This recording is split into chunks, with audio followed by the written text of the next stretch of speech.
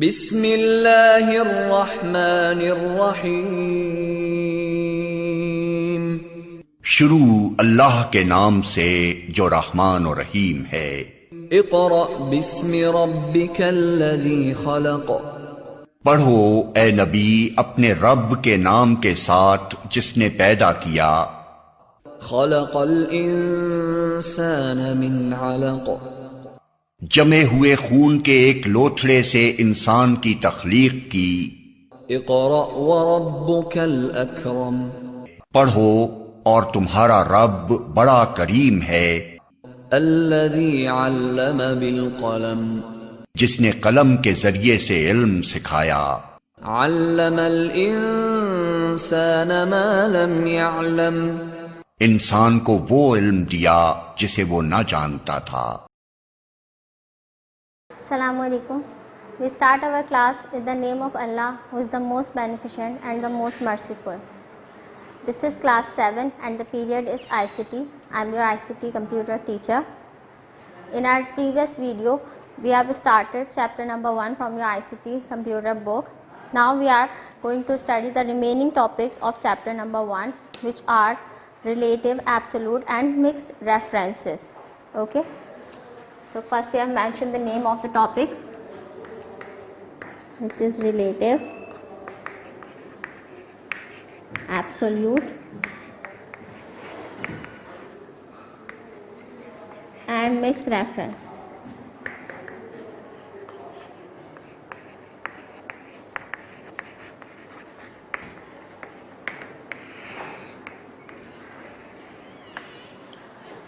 When you use a cell or a range reference in a formula, you can use the following 3 types of references. Whenever you use a cell or range reference in a formula, you can use the following 3 types of references, which are relative references, absolute references and mixed references. What are references? From one cell address to another cell address. Okay.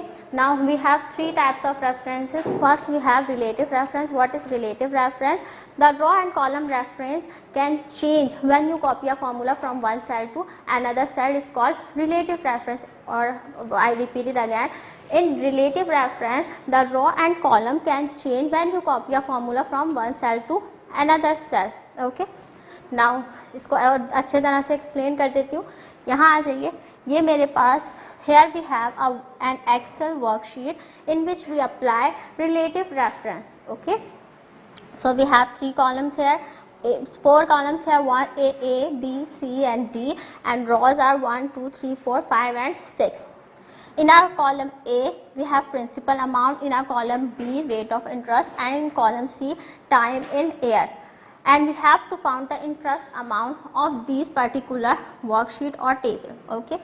So for to find the interest amount, we have to multiply these 3 quantities or these 3 values in which are in cell A3, B3 and C3. So the formula becomes, first we have enter equal sign, because in an Excel sheet to enter the formula first we have used equal sign. Okay, equal sign A3. Instead of this value we have used the cell address of this particular value, which is A3. For this value we have used the cell address of this value, which is B3, so multiply by B3, and for third one it is C3. It is our active cell, so select this cell and press enter. When we press enter, our value is here, which is 800, and the formula is A3 multiplied by B3 and multiplied by 3C. Now for the remaining values, what are we doing? We select this cell, which is D3, and drag it from D3 to D6. After drag this active cell, when we press enter, these remaining cells, this formula is copied in all the remaining cells. Okay. ये formula जो मैंने इस cell पे, इस particular cell पे apply किया था, वो इन तमाम सेल्स में कॉपी हो जाएगा और इन तमाम सेल्स में उनकी वैल्यूज़ फिल कर देगा. ठीक है. अब ये वैल्यूज़ फिल हो गई, लेकिन जब मैं यहाँ पर इस जगह पे जाऊँगी 800, ये पर्टिकुलर टेबल सेल रेफरेंस का आपके पास आपकी बुक में पेज नंबर 3 पर मौजूद है. पेज नंबर 3 पे ये आपके पास है. आप इन्हें अपनी बुक में भी अच्छी तरह से देखेंगे अगर आप बोर्ड पे इसे नहीं देख पा रहे तो. ठीक है. जब इसे हमने ड्रैग किया, now move on to page number 4। Enter press किया तो ये तमाम वैल्यूज़ इस तरह से फिल हो गए। अब मैं चेक करना चाहती हूँ कि इस सेल एड्रेस जो कि हमारे पास है D4, यहाँ पर मेरा फॉर्मूला क्या होगा। जब मैं अपने एक्टिव सेल को मैंने D3 से D4 पे मूव किया है तो फॉर्मूला भी चेंज हो गया। अब फॉर्मूला क्या है, A4 multiply by B4 multiply by C4। Okay,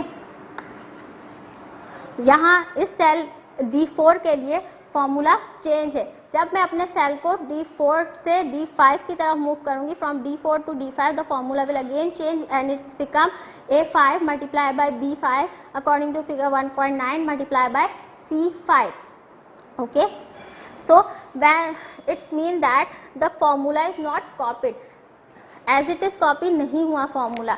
first cell में फॉर्मूला था A3 multiply B3 multiply by 3। When we move to the next cell the formula is A4 multiply by B4 multiply by C4 and when we move to D3 from D4 the formula is become A4 multiply by B4 multiply by C4 from D4 to D5 the formula will change and become A5 multiply by B5 and multiply by C5।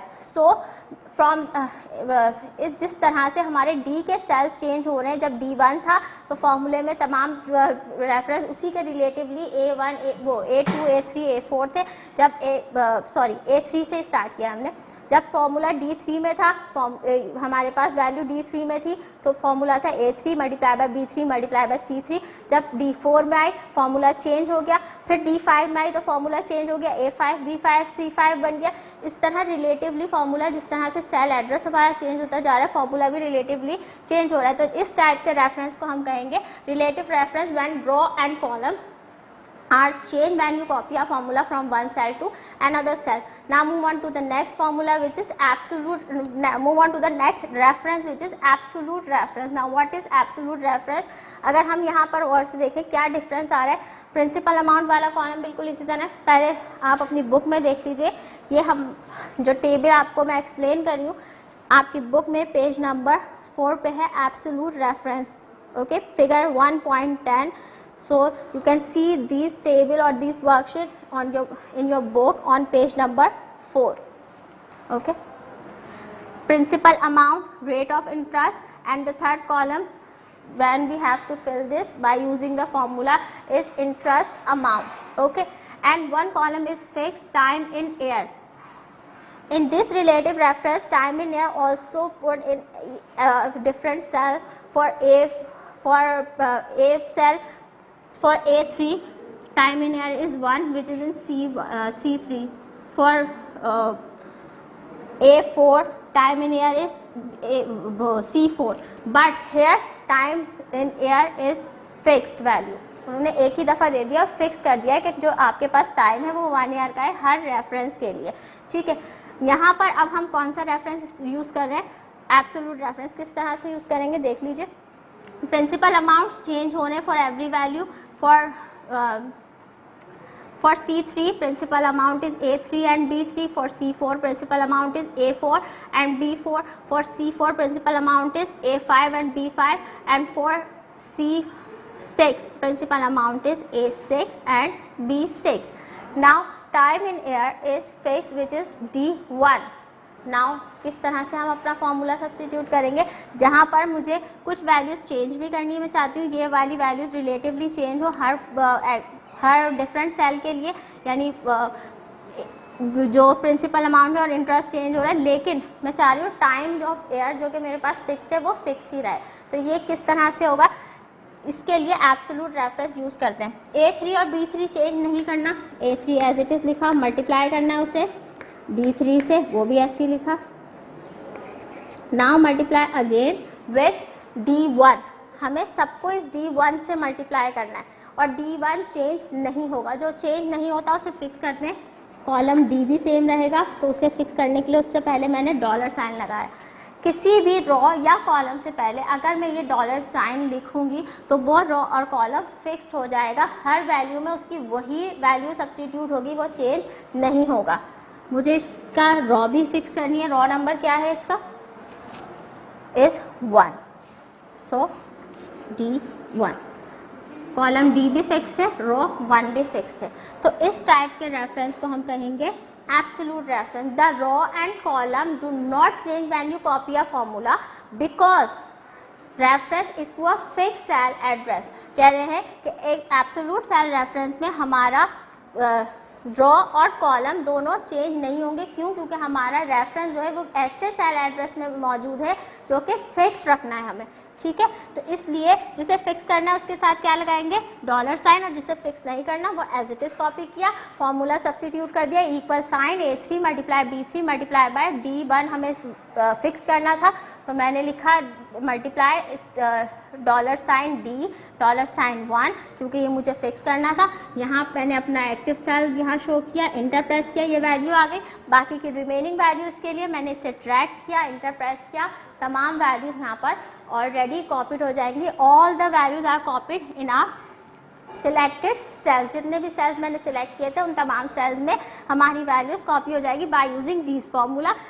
Change हो रही, अब अगर मैं यहाँ 4500 पे अपने cell को यहाँ पर मूव करूँ तो यहाँ फॉर्मूला होगा A4 स्टेरिक, B4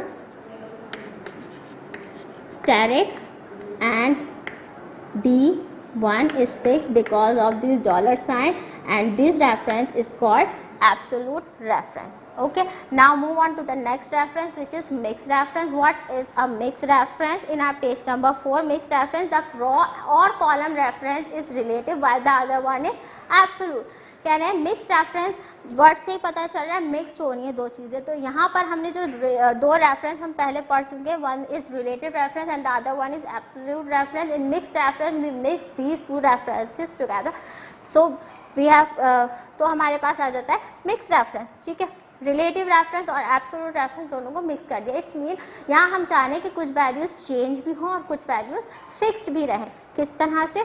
यहाँ मेरे पास एक for the example of mixed references we have a table in your book. This table is in page number 4, figure 1.11, figure number 1.11.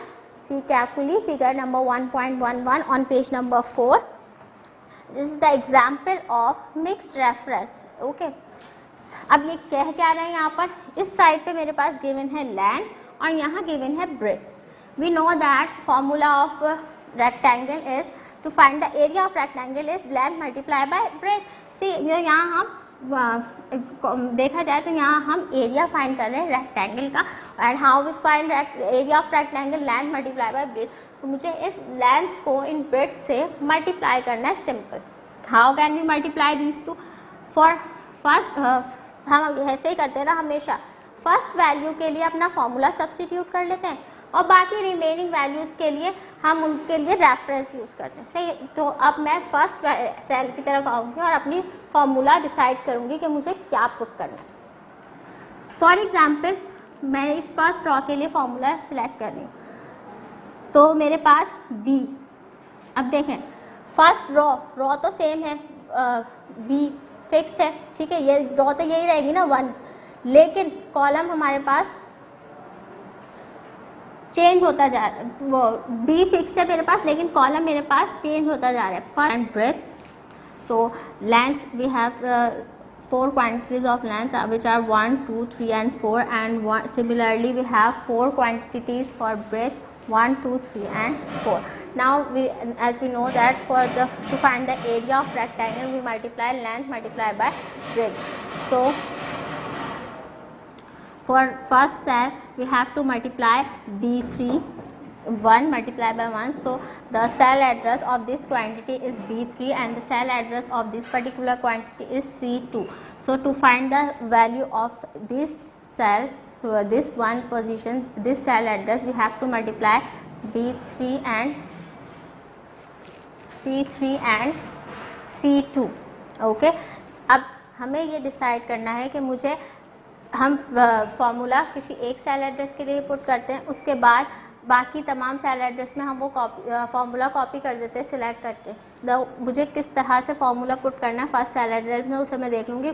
ये तो मुझे पता चल गया कि मुझे B3 और C2 को मल्टीप्लाई करना है। अब यहाँ पर मुझे कौन सी वैल्यू रिलेटिव रखनी है और कौन सी एब्सोल्यूट, ये हम खुद डिसाइड करेंगे, ठीक है। B1 for this particular row B is absolute fix रहेगी, बी की वैल्यू इस पर्टिकुलर रॉ के लिए, और हमारे पास ये कॉलम्स चेंज होते जाएंगे, ठीक है। जैसे फर्स्ट में B3 है, यहाँ के लिए B4 हो जाएगा, यहाँ के लिए C, इसी तरह चेंज होते जाएंगे। और यहाँ पर अगर मैं आऊँ तो C की वैल्यू चेंज हो रही है, C के बाद यहाँ D पे चला जाएगा, इधर इसके बाद E, इसके बाद F, तो C मेरे पास फिक्स रहेगा और मतलब C मेरे पास चेंज होता रहेगा। तो इससे रिलेटिव और कॉलम्स चेंज हो रहे हैं, तो उसके लिए कॉलम फिक्स्ड है हमारे पास C2, यही इसी कॉलम पे वर्क होगा, तमाम वैल्यूज़ यहीं पे मौजूद हैं, तो 2 को मैंने कर दिया फिक्स। बी के लिए हमने बी को फिक्स किया था क्योंकि बी फिक्स्ड है और ये वैल्यूज चेंज हो रही है, रॉस चेंज हो रही है, तो रॉस को एज इट इज़ लिखा था और बी के साथ डॉलर साइन लगा दिया था। यहाँ पर मेरे पास अल्फ़ाबेटिकल ऑर्डर्स यानी कॉलम्स चेंज हो रहे हैं, रॉस सेम है, तो कॉलम के साथ कॉलम्स को मैंने सेम रखा सी एज इट इज़, और रॉस चेंज हो रही है तो उसके साथ रॉस फिक्स्ड है तो उसके साथ एब्सोल्यूट का साइन लगा दिया ताकि वो फिक्स्ड रहे। अब आ जाएंगे, ये मैंने फॉर्मूला पुट किया, इक्वल का बटन प्रेस किया, यहाँ पे वैल्यू आ गई। उसके बाद इस सेल एड्रेस को ड्रैग करके मुझे जितनी वैल्यूज़ चाहिए वहाँ तक सिलेक्ट कर लिया।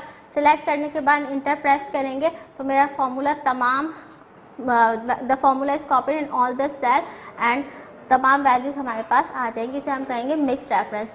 मिक्स्ड रेफरेंस में सिंपली दोबारा देख लें क्या किया है, हमने रॉ को फिक्स किया है, कॉलम को एब्सोल्यूट रखा है, रॉ को रिलेटिव रखा है, कॉलम को एब्सोल्यूट रखा है। इसी तरह दूसरी वैल्यू के लिए हमने कॉलम को रिलेटिव रखा है और रॉस को फिक्स कर दिया यानी एब्सोल्यूट रेफरेंस अप्लाई किया है उस पर, ठीक है। तो इस तरह के रेफरेंसिंग को हम कहेंगे मिक्स्ड रेफरेंसेस, जहाँ हम बोथ रेफरेंस यूज़ करेंगे, रिलेटिव रेफरेंस भी और मिक्स्ड रेफरेंस भी। नेक्स्ट आ जाएंगे सर्कुलर रेफरेंस की तरफ। सर्कुलर रेफरेंस का टॉपिक कहाँ मौजूद है हमारी बुक में पेज नंबर 5 पे मौजूद है। Circular reference, what is a circular reference? A circular reference occur when a formula refers to its own value. कह रहे सर्कुलर रेफरेंस उस वक्त हमारे पास आएगा जब when a formula refers to its own value. For example ये column है, ये रॉज है हमारे पास 1, 2 and 3.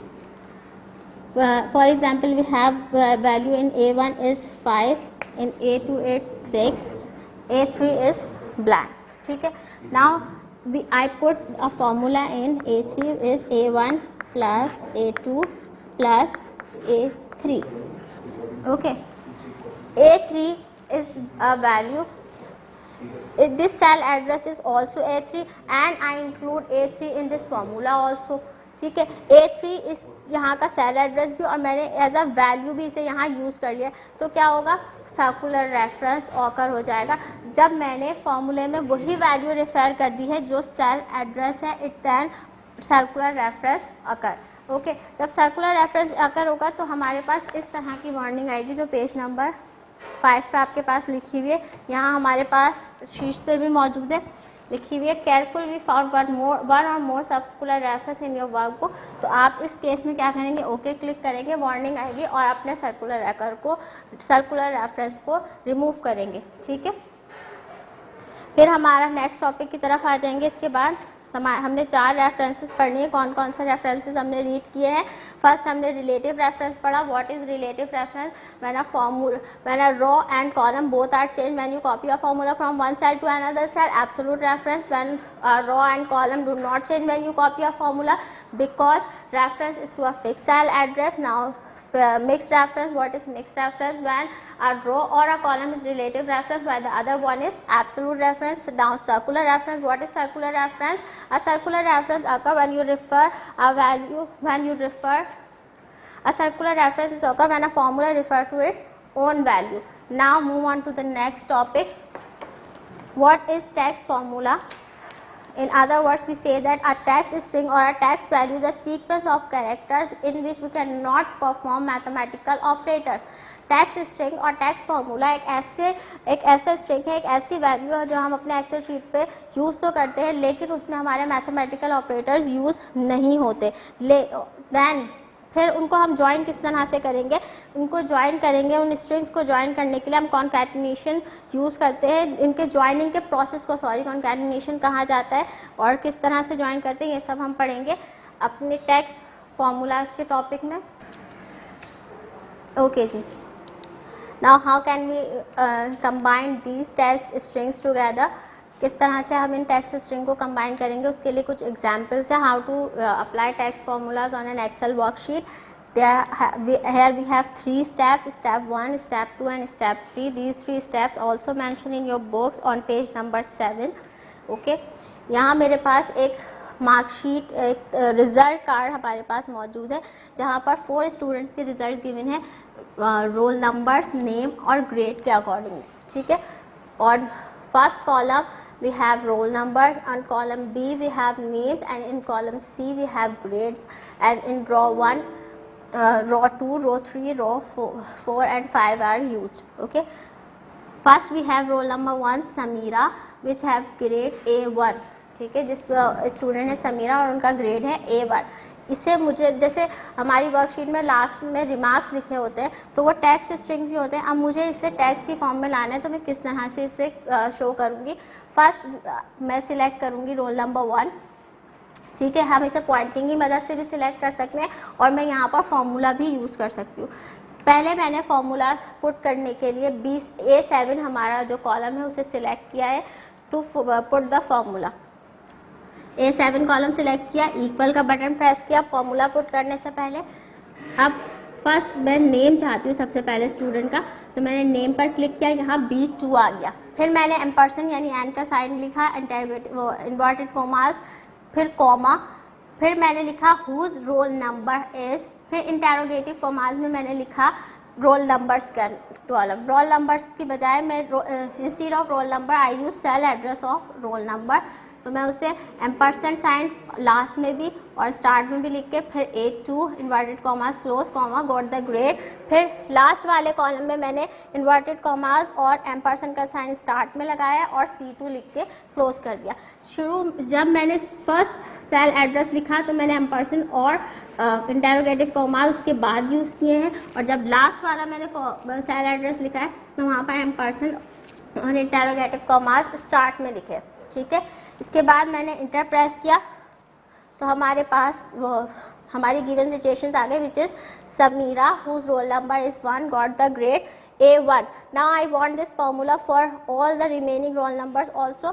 सो मैंने सेल को सिलेक्ट किया, ड्रैग किया from cell A7 to cell A10। Now press enter, remaining columns भी फिल हो गए और तमाम वैल्यूज़ मेरे पास आ गई। Samira whose roll number is 1 got the grade A1, Ramsha whose roll number is 2 got the grade B1, Naeem whose roll number is 3 got the grade A2 and Gauri whose roll number is 4 got the grade B2।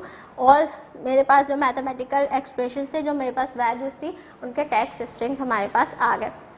उसके बाद next topic के लिए open करेंगे page number 8। On page number 8 we have mathematical operators used in formulas.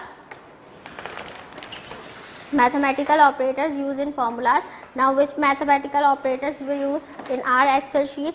They are, यहाँ पर हमें इस particular उसमें ऑर्डर ऑफ ऑपरेशंस बताने, that how can we manage our mathematical operator. Similarly, like mathematics, when we have multiple operators together, then we have to find put it order wise, like B, board mass, BODMAS, where B stands for brackets, O stands for operators, D division, M multiplication, A addition and S subtraction. So for bracket, here in Excel sheet we don't need to have any type of brackets, so here we start with operator. So according to your table, which is table 1.2, our first operator is exponent sign, ठीक है। Exponent, what is exponent? Exponent means power, and we know that power is an operator. Now second one is division and multiplication. If we have multiple operators on an Excel sheet, first we have to solve the operator. On second order we have to solve multiplication and division, and on third one we have to solve addition and subtraction. Okay. So in this particular heading or in this topic, they mention us order of operators, ठीक है, order of evaluation and how to use when we have multiple operators in an formula, how can we manage that, order wise हम उसे किस तरह से substitute करेंगे। First हम उसके एक्सपोनेंट, अगर कोई पावर मौजूद है उसे सॉल्व करेंगे, सेकंड डिवीजन और मल्टीप्लिकेशन मौजूद है तो उसे सॉल्व करेंगे, एंड इन लास्ट एडिशन और सब्ट्रैक्शन को सॉल्व करेंगे।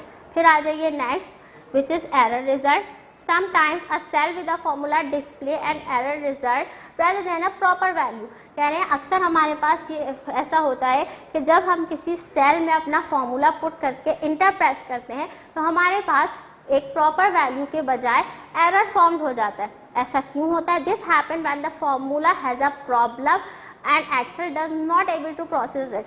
ऐसा उस वक्त होता है जब फॉर्मूले में किसी भी तरह की कोई प्रॉब्लम हो और एक्सेल उसे प्रोसेस ना कर पा रहा हो। आपकी बुक में सम कॉमन एरर्स जो हैं, हमारे common formula errors on an Excel sheets given है, वो कौन कौन से एरर हैं?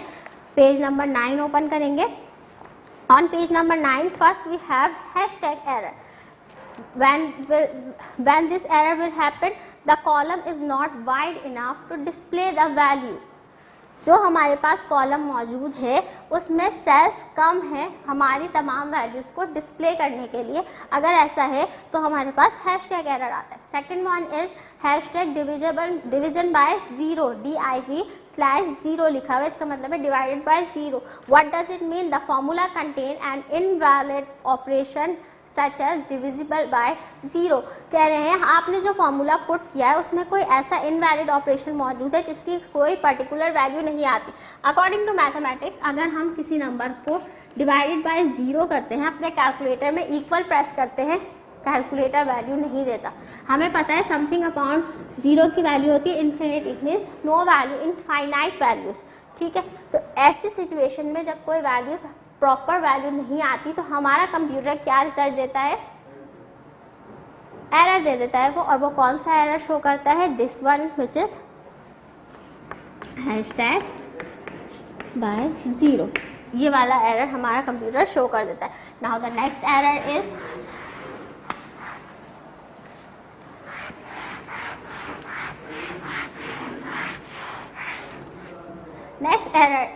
not available, hashtag and/a, which means not available। what does it mean? The formula uses a value that is not available। कह रहे हैं आपने फॉर्मूले में कोई ऐसी वैल्यू लिख दी है जो हमारे पास अवेलेबल ही नहीं है, तो हम ये वाला एरर शो होगा। Now second one is number, hashtag NUM। ये वाला एरर कब शो होगा? A problem with a value. कह रहे हैं जब हमारा जो नंबर हमने लिखा है जैसे 8 3 2 1, इस नंबर में, इस पर्टिकुलर नंबर में अगर कोई प्रॉब्लम है तो हमारे पास ये वाला एरर शो होगा। अब वो कौन से प्रॉब्लम्स हो सकते हैं? सच एज हमने लिख दिया है कोई भी नेगेटिव नंबर, ठीक है, जबकि अकॉर्डिंग टू दिस फॉर्मूला और अकॉर्डिंग टू दिस सिचुएशन हमारी एक्सेल शीट क्या चाह रही है, कौन सा फॉर्मूला, कौन सा नंबर स्पेसिफाइड करना चाहती है? पॉजिटिव नंबर एक्सपेक्ट कर रही है हमारी एक्सेल शीट। तो उस सिचुएशन में हमारे पास ये वाला एरर आ जाएगा। फिर नेक्स्ट वन इज है रेफर।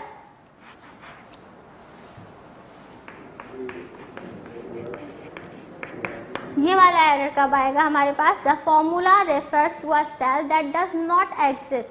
फॉर्मूले में सेल एड्रेस हम पुट करते हैं ना फॉर्मूले में, जैसे A1 multiply by A2 multiply by A3। हमने एक ऐसा सेल एड्रेस लिख दिया है जो सेल हमारी एक वर्कशीट पे मौजूद नहीं है, यानी हम उस सेल को डिलीट कर चुके हैं और हमने वो सेल एड्रेस यहाँ लिख दिया है। तो हम उस सिचुएशन में हमारे पास ये वाला एरर आएगा, मीन्स रोल रेफरेंस में हमारे प्रॉब्लम है। Now next one is value. जब हमारी वैल्यू में कोई एरर होगा, the formula has an invalid argument, for example text in a cell where a numeric value is expected. कह रहे हैं कि जब हमारी वैल्यू में कोई, जैसे अगर पूरी बात उन्होंने कंप्लीट कर दिया कि हम टेक्स्ट, जो हमारा एक्सेल शीट है वो टेक्स्ट एक्सपेक्ट कर रही है और हमने न्यूमेरिक वैल्यू पुट कर दी, तो उस सिचुएशन में हमारे पास ये वाला एरर आएगा कि text in a cell where a numeric value is expected, then we have error hashtag value error. Okay, now next auto sum features.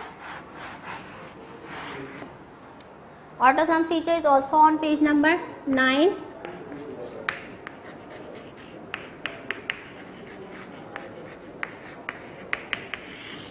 What is auto sum feature?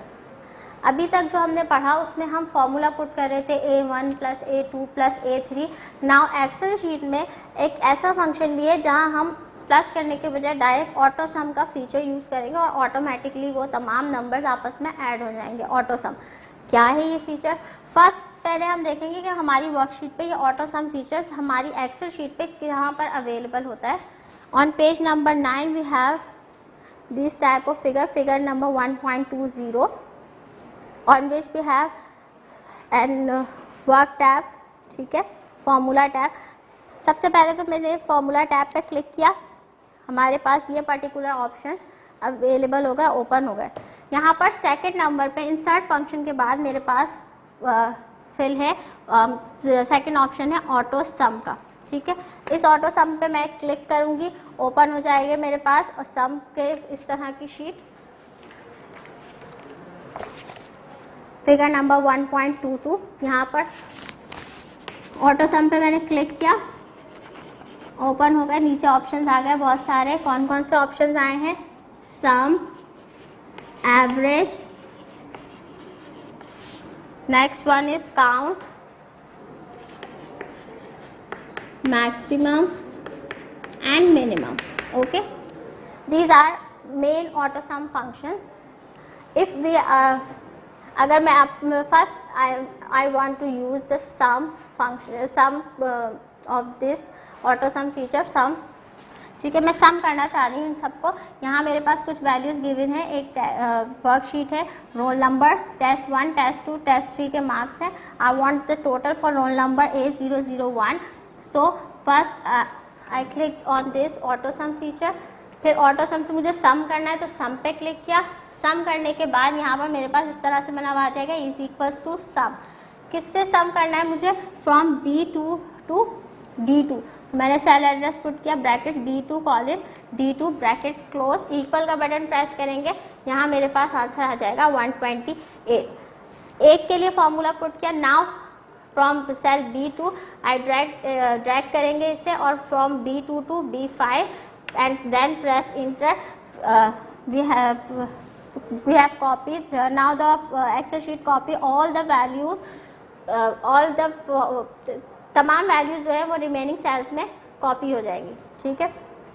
Same formula हमारे ये roll number A002, 003 और A004 के लिए भी copy हो जाएगा। Equal press करेंगे, तमाम वैल्यूज आ जाएंगी। ये हमने ऑटो सम में सम का फीचर यूज़ किया है। अब ऑटो सम में नेक्स्ट फीचर हम कौन सा यूज़ करेंगे?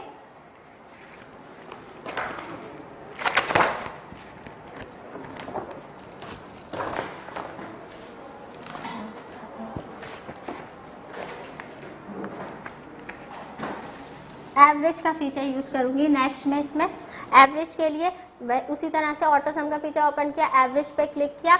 एवरेज मुझे किसका चाहिए? यहाँ पर वर्कशीट पे एवरेज मुझे टेस्ट 1, टेस्ट 2, टेस्ट 3 और साथ साथ टोटल इन तमाम का एवरेज चाहिए। सो मैंने लिखा from B2 to colon E2, enter press enter and we have the value of average. Now फिर इसी तरह से करेंगे, select this cell which is F2. now drag our cell from F2 to F5 and then press enter. all the values are copied in the remaining cell. Now for maximum function, first we enter A7 and write maximum.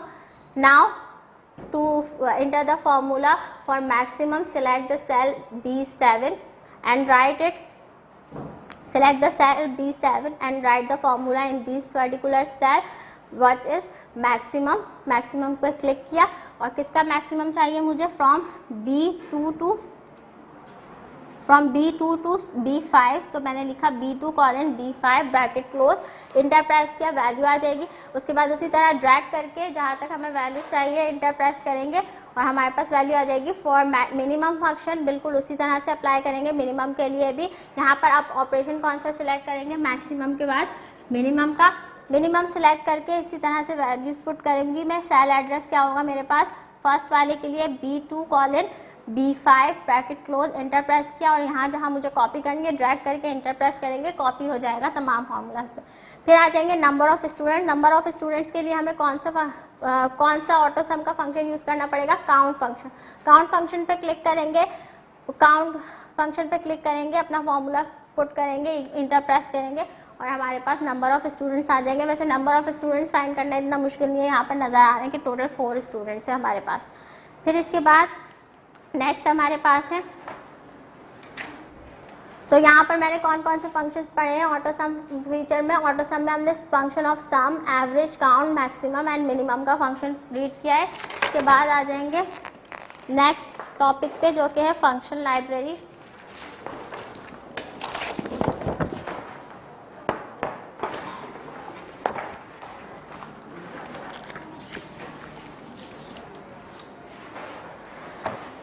What is function? Function in Excel is a predefined formula. Excel sheet में हम function किसे कहते हैं? किसी भी predefined formula को, यानी जिसमें किसी भी एक ऑपरेटर के बारे में बात की जा रही हो। फर्स्ट में फंक्शन, कौन कौन से फंक्शंस आपको यहाँ पर सॉल्व करना सिखाऊंगी। एलसीएम का फंक्शन और जीसीडी। जीसीडी मीन्स एचसीएफ यानी हाईएस्ट कॉमन फैक्टर। ठीक है, अब किस तरह से फंक्शंस का, उसी तरह फार्मूला टैब में जाएंगे। फार्मूला टैब में हमारे पास फर्स्ट ऑप्शन जो मौजूद है इंसर्ट फंक्शन का, हम यहाँ से अपने फंक्शन इंसर्ट कर सकते हैं। लेकिन एक और तरीका भी है हमारे पास फंक्शन इंसर्ट करने का। अगर मैं इसी टैब में देखूँ, मेरे पास एक मैथ्स और ट्रिग्नोमेट्री का ऑप्शन पहले से ही मौजूद है। हम नॉर्मली फंक्शंस जो यूज़ करते हैं वो मैथ्स और ट्रिग्नोमेट्री से ही रिलेटेड होते हैं। तो मैं इस पर डायरेक्ट क्लिक करूँगी, मेरे पास ये फॉर्मूला बॉक्स ओपन होकर आ जाएगा। यहाँ पर बहुत सारे ऑप्शंस मौजूद है। मैं जीसीडी यानी एचसीएफ फाइंड करना चाहती हूँ इन दोनों वैल्यूज़ का। सबसे पहले मैं इनके नीचे थर्ड सेल को सिलेक्ट करूँगी। यहाँ मैंने जैसे ही जीसीडी पे क्लिक किया, हमारे पास ये फंक्शन आर्ग्यूमेंट ओपन हो जाएगा, ये टैब ओपन हो जाएगा। यहाँ पर फर्स्ट में मैं पुट करूँगी पहले नंबर का सेल एड्रेस क्या है A1, सेकेंड नंबर का सेल एड्रेस क्या है A2। ओके प्रेस करूँगी, यहाँ पर आंसर आ जाएगा इस थर्ड सेल में। ठीक है, नेक्स्ट वन में हम एलसीएम फाइंड करना चाह रहे हैं, तो मैंने एलसीएम पे क्लिक किया। इन तीनों नंबर्स का एलसीएम फाइंड करना है, ये ओपन हो गया। फर्स्ट का सेल एड्रेस लिखा फर्स्ट नंबर पे, सेकंड का सेकंड नंबर पे, थर्ड का थर्ड नंबर पे। यहाँ पर ओके प्रेस करेंगे तो मेरे पास वर्कशीट पे एलसीएम का आंसर यहाँ आ जाएगा। अब एक और तरीका भी है हमारे फंक्शन इंसर्ट करने का, वो किस तरह से कि मैं इस इंसर्ट फंक्शन के ऑप्शन को क्लिक करूँ तो मेरे पास ये शीट ओपन होगी, ये डायलॉग बॉक्स ओपन होगा इंसर्ट फंक्शन का। यहाँ पर मैं जो भी फंक्शन, जो भी कैटेगरी आप चूज़ करना चाहते हैं वो यहाँ पर सिलेक्ट करेंगे। सिलेक्ट अ कैटेगरी, मुझे मैथ्स और ट्रिग्नोमेट्री की कैटेगरी मैंने सिलेक्ट की, तो हमारे पास तमाम फंक्शन मैथ्स से रिलेटेड इस टैब में यहाँ पर ओपन हो जाएंगे। मुझे एलसीएम फाइंड करना है, मैं एलसीएम को क्लिक करके ओपन करूँगी, तब भी हमारे पास एलसीएम आ सकता है। और यहाँ पर एक डायरेक्टली भी ऑप्शन मौजूद है, तो ये वाला आसान है या ये वाला, और absolutely this one is more easier. तो यहाँ पर मैथ्स और ट्रिग्नोमेट्री डायरेक्ट क्लिक करेंगे, एलसीएम यहाँ नंबर्स पुट करेंगे, ओके क्लिक करेंगे और एलसीएम यहाँ पर आ जाएगा। यहाँ पर हुआ हमारा chapter number 1 wind up. Chapter number 1 के लास्ट में पेज नंबर 16 पर कुछ ट्रिकी टर्म्स मौजूद हैं, उन्हें पढ़ लेते हैं। फार्मूला मैं आपको बता चुकी हूँ क्या होता है, यहाँ पर बुक से भी रीड कर लें। Sequence of value, cell reference function and operators in cell that produces a new value for existing values. कह रहे हैं जब आप अपनी एग्जिस्टिंग वैल्यू की मदद से उसमें ऑपरेटर्स यूज़ करके, सेल रेफरेंसेस यूज़ करके कोई न्यू वैल्यू फाइंड करते हैं, उसे हम फार्मूला कहेंगे। टेक्स्ट स्ट्रिंग्स मैंने अभी आपको समझाया, टेक्स्ट स्ट्रिंग्स क्या है, जब हम टेक्स्ट को ज्वाइन करते हैं। सीक्वेंस ऑफ कैरेक्टर, ऐसा कैरेक्टर सीक्वेंस जिसमें हम मैथमेटिकल ऑपरेटर्स यूज़ नहीं करते, उसे टेक्स्ट स्ट्रिंग्स कहेंगे। कॉन्कैटिनेशन, इन तमाम टेक्स्ट स्ट्रिंग के ज्वाइन करने के प्रोसेस को कॉन्कैटिनेशन कहेंगे। Function is a pre defined formula.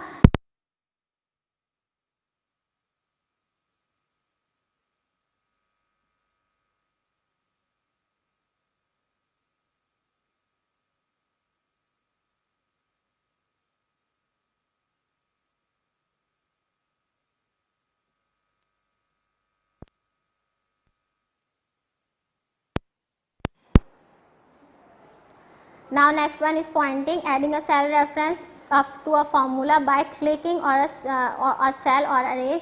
कह रहे हैं किसी भी सेल एड्रेस को क्लिक करके उसे सिलेक्ट करने के मेथड को हम पॉइंटिंग कहेंगे। इसके बाद आ जाए memory bytes. Memory bytes are important points from your chapter. You have to memorize memory bytes to understand your chapter completely. Now move on to the exercise of chapter number 1.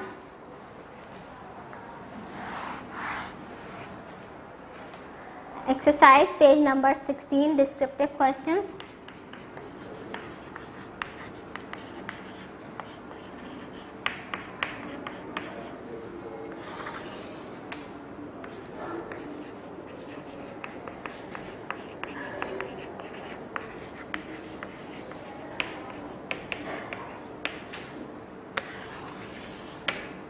descriptive questions.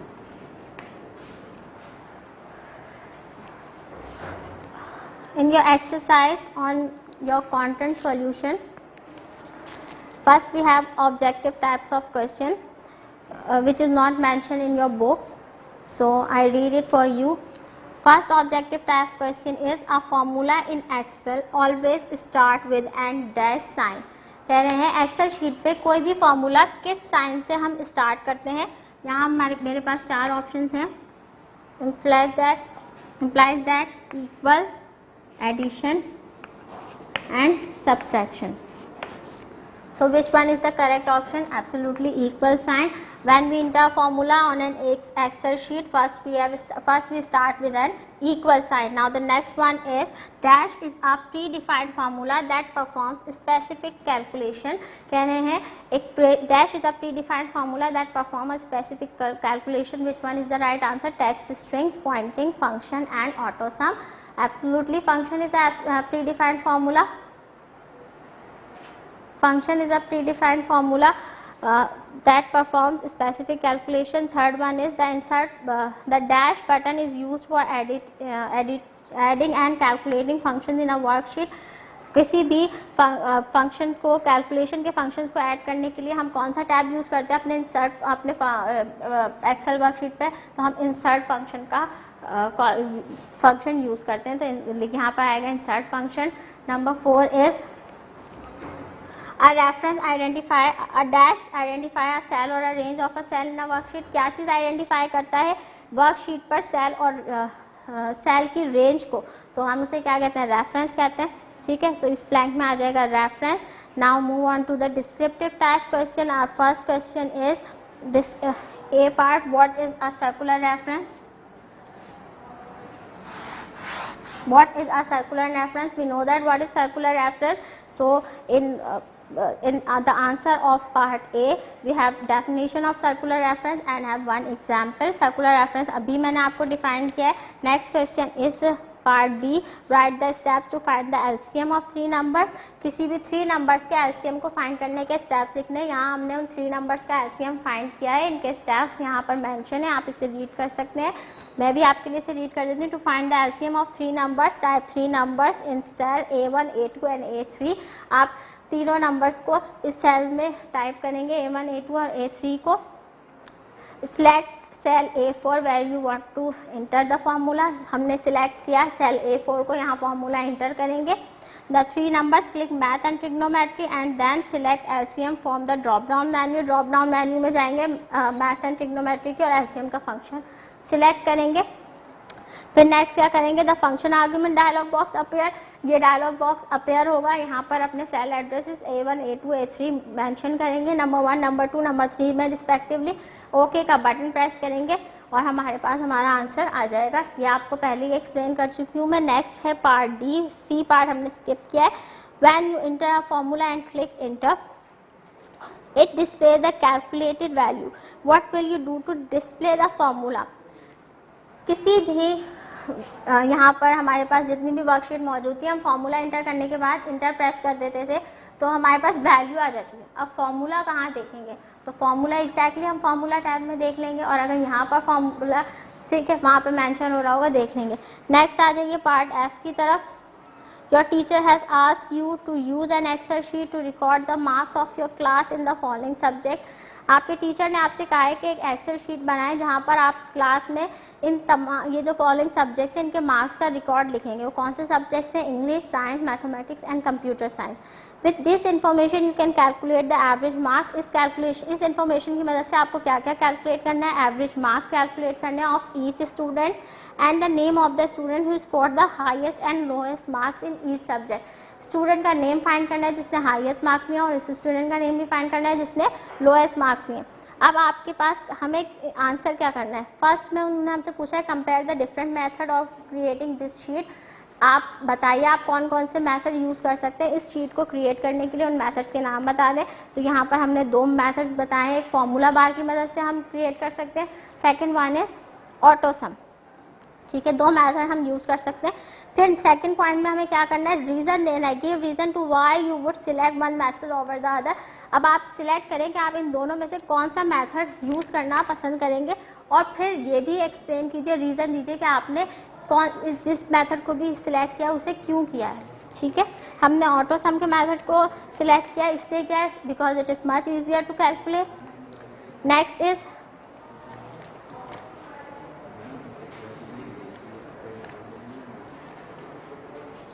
इसके बाद हम आ जाएंगे application based questions की तरफ। First we have done G part, पहले G part करेंगे इसका। S is the advantages of relative mix and absolute reference. Advantages बताने हैं, डेफिनेशन लिखनी है सिंपल, एक रिलेटिव रेफरेंस की, मिक्स रेफरेंस की और एब्सोल्यूट रेफरेंस की। तो मैंने यहाँ पर उनके एडवांटेजेस और को डिफाइन कर दिया है, उसे लिख लेंगे। फिर आ जाएंगे एप्लीकेशन बेस्ड क्वेश्चंस की तरफ। एप्लीकेशन बेस्ड क्वेश्चंस में हमने पार्ट ए और बी अटैम्प्ट किया, दोनों एक्सप्लेन कर रही हूँ। पार्ट ए को पहले रीड कर रही हूँ, सुन लीजिए। Mahak wants to calculate the total of 3 values in cell A1, A2 and A3। पहले यहाँ जो सेल बना हुआ है वो लिख लूँगी।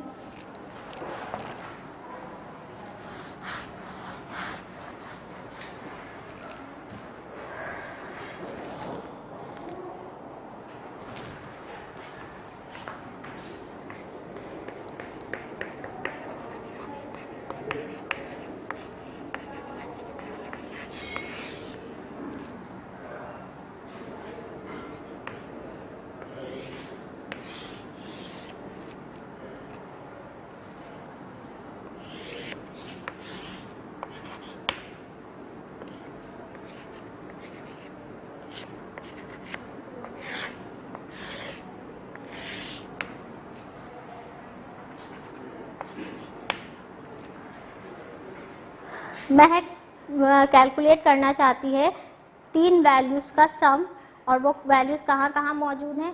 फर्स्ट मौजूद है सेल A1 में which is 12, second one A2 में 14 एंड थर्ड A3 में which is 54। And Mahak wants to calculate these 3 values. तो अब उसके लिए उसे क्या करना है, but did not get the required answer. कह रहे हैं उसने इन तीनों को सम करने के लिए इन A4 फॉर्मूला सब्स्टिट्यूट किया, A1 plus A2 plus A3।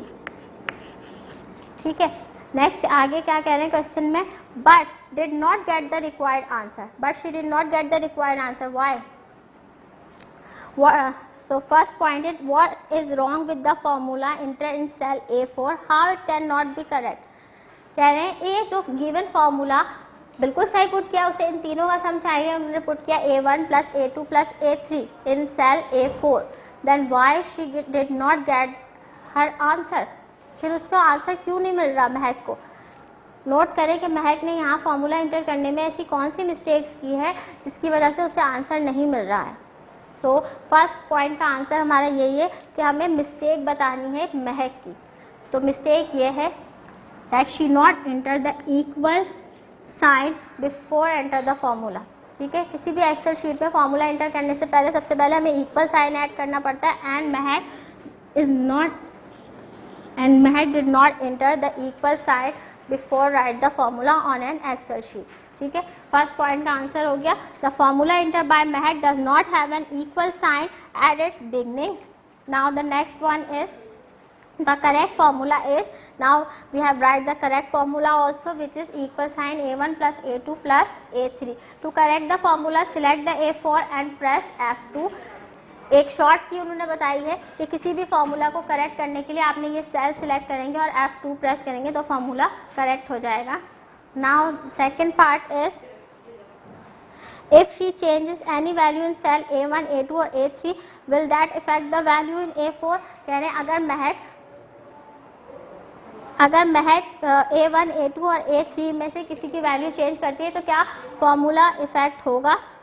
Value effect होगी, सेल 4 की फॉर्मूला तो इफेक्ट नहीं होगा। ऑफ कोर्स वैल्यू इफेक्ट होगी, अगर मैं यहाँ 14 की जगह 15 कर दूँ तो वैल्यूज इफेक्ट होंगी, सम हमारा चेंज हो जाएगा। तो इसके लिए हमने क्या स्टेटमेंट लिखा है, yes this is because it will change the total summation of the values and has the output in cell A4 until change accordingly।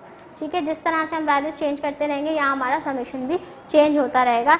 Next आ जाइए application based question part be on page number 17। Consider the worksheet on the left. Now worksheet यहाँ मौजूद है हमारे पास, इसे मैं board पे भी लिख देती हूँ।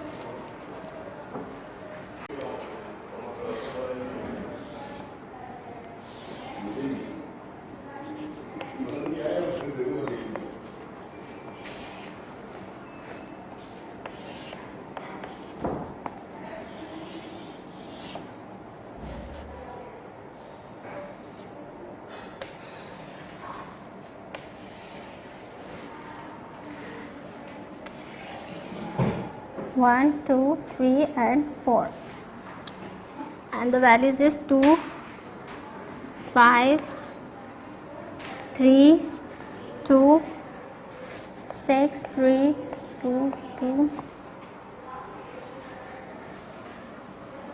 Hold on.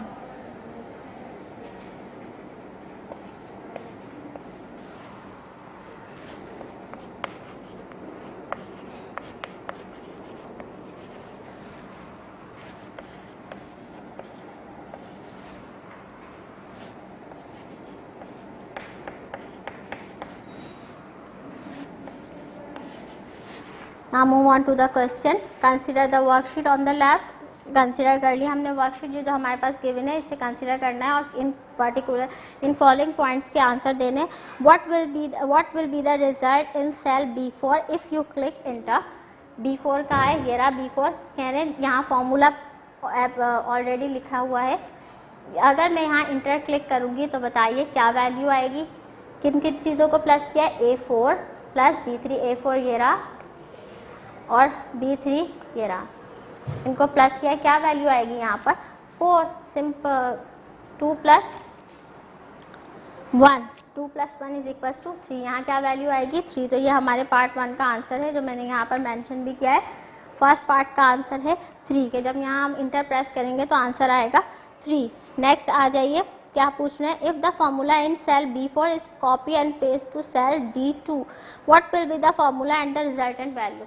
कह रहे हैं अगर ये जो फॉर्मूला यहाँ लिखा है इसे मैं इधर कॉपी कर दूँ, इट्स मीन मैं B4 वाले फॉर्मूला को D2 में कॉपी करूँ तो यहाँ क्या वैल्यू बनेगी, सेल रेफरेंस चेंज होगा।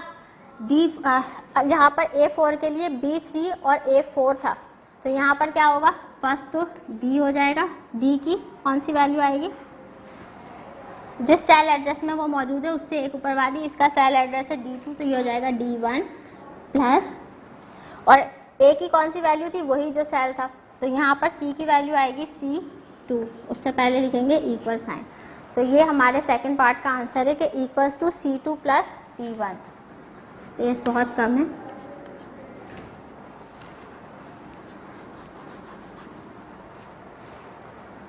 इक्वल्स टू C2, यही वैल्यू ली C2 और D की कौन सी वैल्यू ली, 1 वैल्यू अबव, सो D1, C2 प्लस D1। जब मैं ये फॉर्मूला एज इट इज़ यहाँ कॉपी करूँगी तो अकॉर्डिंग टू रिलेटिव रेफरेंस यहाँ फॉर्मूला क्या फॉर्म हो जाएगा, C2 प्लस D1। यह फॉर्मूला होगा, रिजल्टेंट वैल्यू क्या आएगी, अब C2 और D1 को प्लस करें, क्या वैल्यू आएगी 7। तो फॉर्मूला भी लिखा है मैंने यहाँ पर इस तरह से, पहले ये फॉर्मूला है और उसके बाद रिजल्टेंट हमारे पास क्या आएगा 7। फिर थर्ड पॉइंट में क्या पूछ रहे हैं, which type of referencing is this, ये कौन सा टाइप ऑफ रेफरेंसिंग है जो हमने यहाँ से यहाँ फॉर्मूला कॉपी किया है, रिलेटिव रेफरेंस। ये मैंने आपको अभी बताया क्योंकि both row and column will change so when we copy a formula, so this is called relative referencing. तो थर्ड पॉइंट का आंसर है relative reference.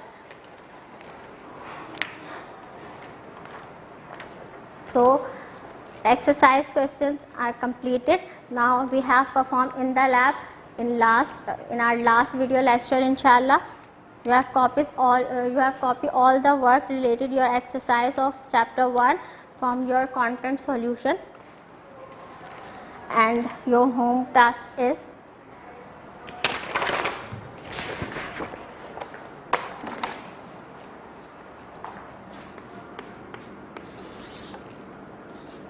your home task for week number 3 is memorize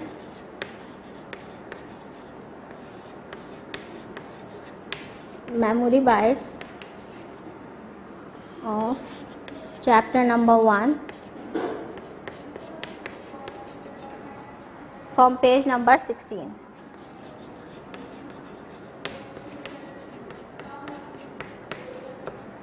Okay, you have to memorize the memory bites of chapter number 1 from page number 16. This is your home task, and inshallah we will start our chapter number 2, creating chart in Excel sheet, in our next video lecture. Till then, Allah Hafiz.